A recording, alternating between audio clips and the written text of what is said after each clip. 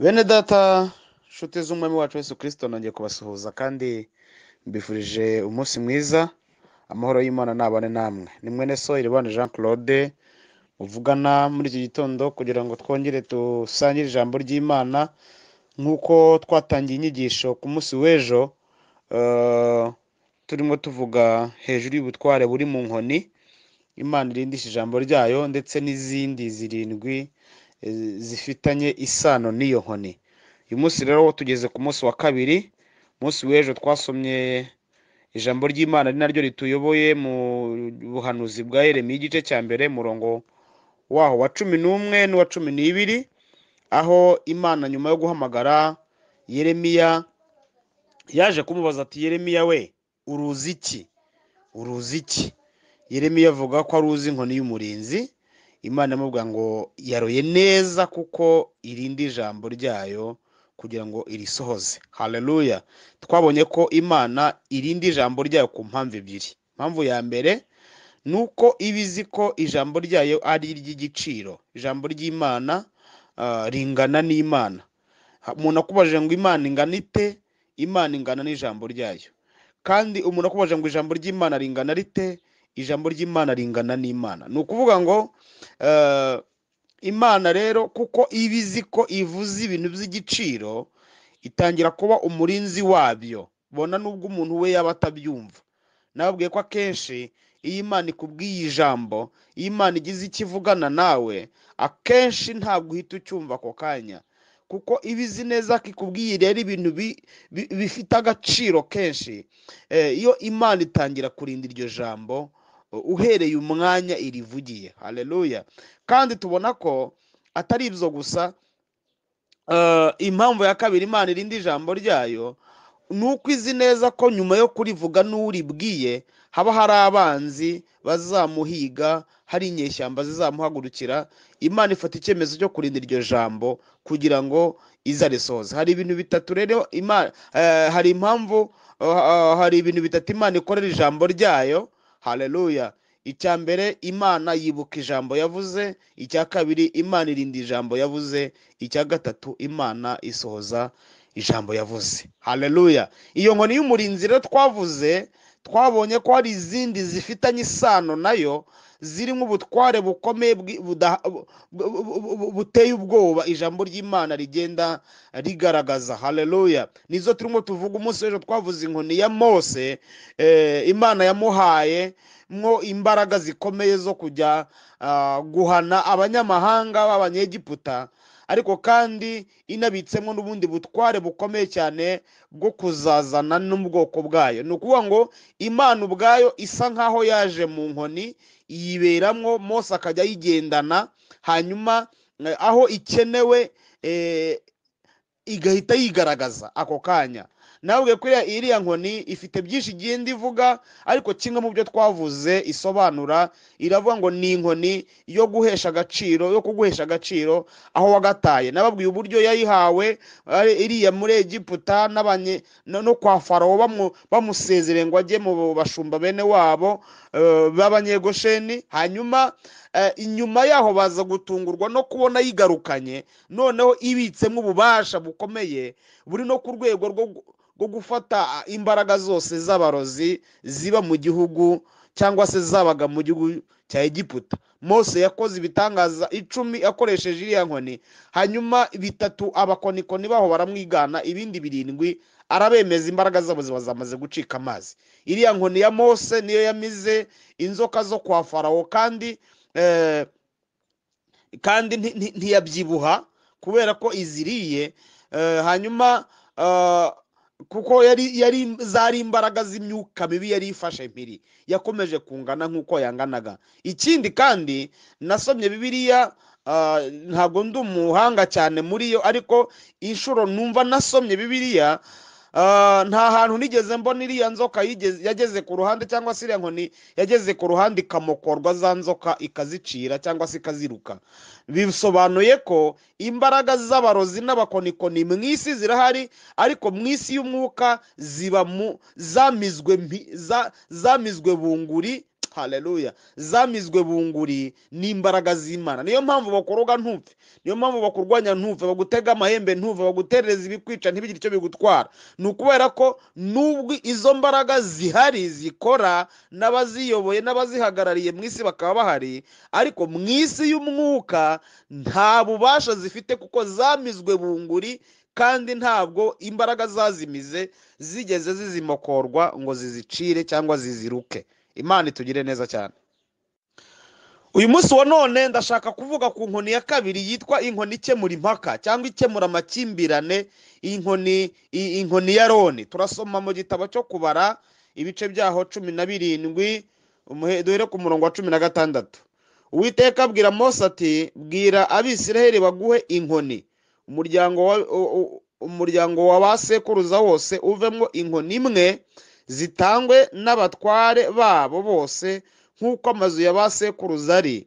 Inkoni zose zibe 12. Wandika izina ry'umuntu wese ku nkoni ye, wandika n'izina rya Aroni ku nkoni y'Abalewi, kuko hazaba inkoni imwe y'umutware w'amazu ya basekuruza wese.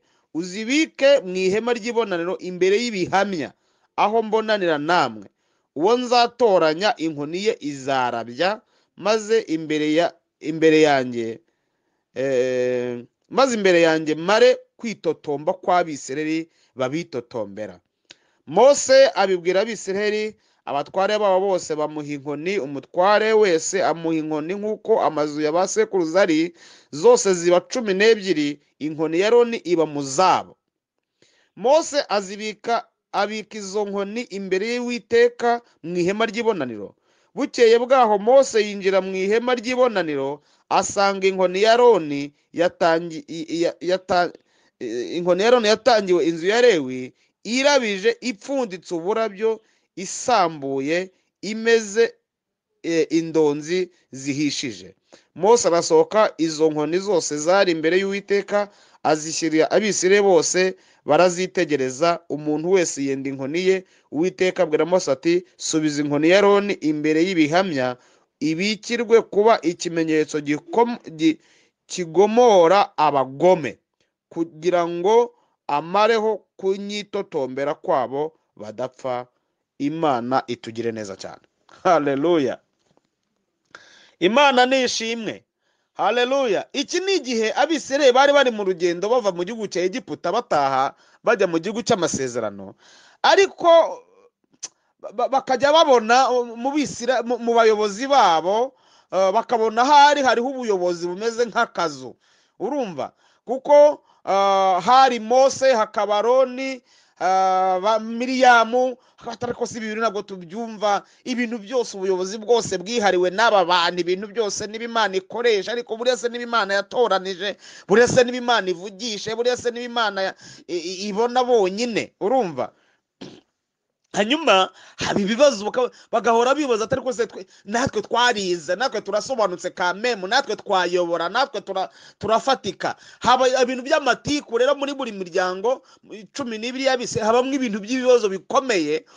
Kandi Imana yo yari yaramaze kwitoranyiriza umuryango wa Aroni, ko ari wo umuryango w'Abalewi ko ari wo uzavamo abatambyi. Hanyuma rero Imana ibona ayo matiku n'ayo makimbirane yaje mu Bisiraheli, n'urwo rusaku rurimo, n'ayo magomerane n'izo ntambara birimo, iravuga ati iki ndaza kugikemuza inkoni. Haleluya, haleluya.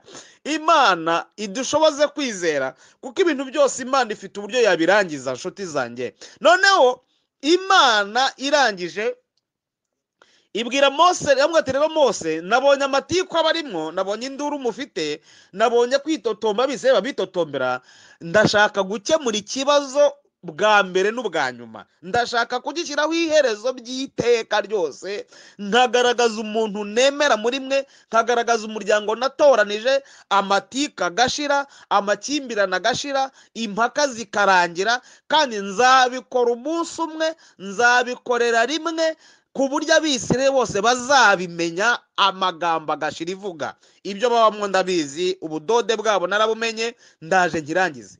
Rero buri muryango uko ari 12, genda ubwire umukuru w'umuryango azana inkoni. Buri muryango wose bitoranyirize umukuru, hanyuma bazana inkoni, buri muryango wose uzana inkoni. Umuryango wa Rubeni inkoni, umuryango wa Gadi inkoni, umuryango wa Nifutali inkoni, umuryango wa Isakari inkoni, umuryango wa Zebuloni inkoni, umuryango wa Manase inkoni. Imiryango yose uko ari 12 bazana inkoni, n'umuryango wa Lewi bazana inkoni. Hanyuma mu muryango wa Lewi haza inkoni ya Aroni. Ubwo ndaza kuza kubirangiza, wowe uzifate buri muryango wose wandikaho izina ryawo, kandi ubikorere ku karubanda, he kugira umuntu uzavuga ngo habayeho itekinika. Reka mbabwire, Imana iratoranya kandi Imana izi kwitegereza. Bwana sifiwe. Ni Imana yitegereza ikamara impaka, amatika agashira, mu itorero amatika agashira, mu murimo w'Imana amatika agashira, mu nzu y'Imana amatika agashira, ibintu byose bigakemukira icyarimwe.